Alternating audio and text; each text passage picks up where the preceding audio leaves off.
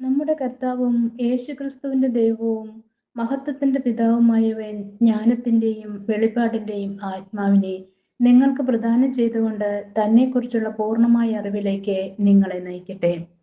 പ്രിയ സഹോദരങ്ങളെ, എല്ലാ ദിവസവും ഒരു മിനിറ്റ് പുതിയ നിയമം ബൈബിൾ വായിച്ചുകൊണ്ട് ഈ സംരംഭം തുടങ്ങുവാൻ ഞാൻ അതിയായി ആഗ്രഹിക്കുന്നു. അനുദിനം ബൈബിൾ വായിക്കണമെന്ന് ആഗ്രഹമുള്ള ധാരാളം പേർ നമ്മുടെ ഇടയിലുണ്ട്. എങ്കിലും തിരക്കുകൾ മൂലം അവർക്ക് അത് കഴിയാതെ പോകുന്നു. അവർക്കായി സമർപ്പിക്കുന്നു.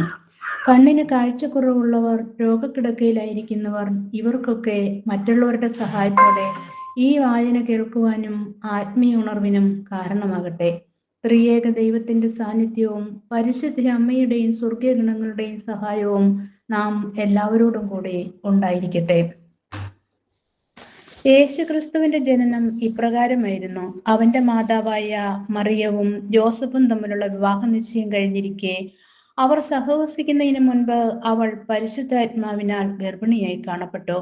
അവളുടെ ഭർത്താവായ ജോസഫ് നീതിമാനാകയാലും അവളെ അപമാനിതയാക്കുവാൻ ഇഷ്ടപ്പെടായികയാലും അവളെ രഹസ്യമായി ഉപേക്ഷിക്കുവാൻ തീരുമാനിച്ചു. അവൻ ഇതേക്കുറിച്ച് ആലോചിച്ചു കൊണ്ടിരിക്കെ കർത്താവിന്റെ ദൂതൻ സ്വപ്നത്തിൽ പ്രത്യക്ഷപ്പെട്ട് അവനോട് പറഞ്ഞു, ദാവീദിന്റെ പുത്രനായ ജോസഫ്, മറിയത്തെ ഭാര്യയായി സ്വീകരിക്കുവാൻ ശങ്കിക്കേണ്ട.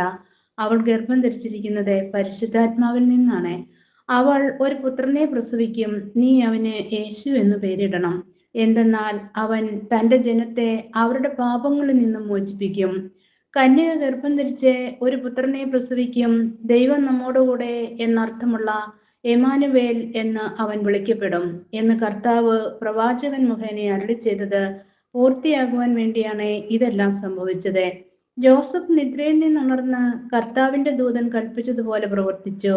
അവൻ തന്റെ ഭാര്യയെ സ്വീകരിച്ചു.